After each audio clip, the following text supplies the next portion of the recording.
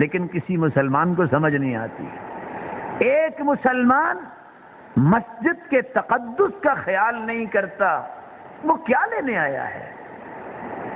ایک شخص اسی طرح اجڑے ہوئے بال، اسی طرح پھٹے ہوئے کپڑے، اسی طرح وہ کھیل کے میدان کے کپڑے لے کے اللہ کے سامنے کھڑا ہو جاتا ہے.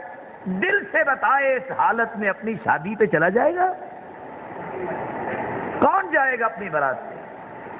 تو اللہ کی عظمت پھر بیوی سے بھی کم ہے، نعوذ باللہ من ذالک. کوئی شخص اپنے سسرال پہ ایسے کپڑے پہن کے جائے گا؟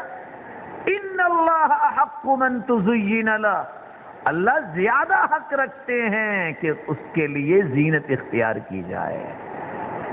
اور بھولا بھولا مسلمان اگر کچھ لیتا ہے تو ٹوٹی ہوئی ٹوپی لے لیتا ہے. یہ ٹوپی لے کے سسرال میں جائے گا ٹوٹی ہوئی؟ اگر ٹوپی لینی ہے پیاری سی کو اچھی سی ٹوپی لے، سر پہ کپڑا رکھے، کوئی چادر لے لے، کوئی رومال رکھ لے، انسان مہذب نظر آتا ہے، نماز پڑھے. نہیں لینا تو کچھ نہیں لینا، لینا ہے تو وہ پاؤں کے ساتھ ٹھوکریں مارنے والی ٹوپیاں اٹھا کے وہ ٹوٹی جو سر پہ رکھ لینا. یہ اللہ کی عظمت نہیں ہے. عظمت یہ ہے مسجد میں آؤ، اچھے لباس میں آؤ، خوشبو لگا کے آؤ.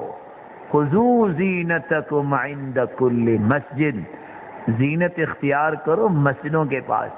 پارٹی میں فنکشن میں جانا ہو تو بڑی مہنگی مہنگی خوشبوئیں استعمال کرتا ہے مسلمان. کبھی مسجد میں آتے وقت بھی خوشبو لگائی ہے؟ صحابہ کی تو حالت یہ تھی کہ ہاتھ پہ خوشبو لگا کے اس نیت سے نکلتے کوئی مسافہ کرے گا اس کو مسرت ملے گی. آج یہ ہم عادتیں چھوڑ چکے ہیں.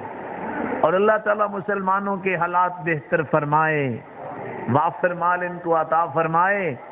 ان کے پاس بھی وہ تصورات آ جائیں جو اس وقت ارض حجاز میں ہیں.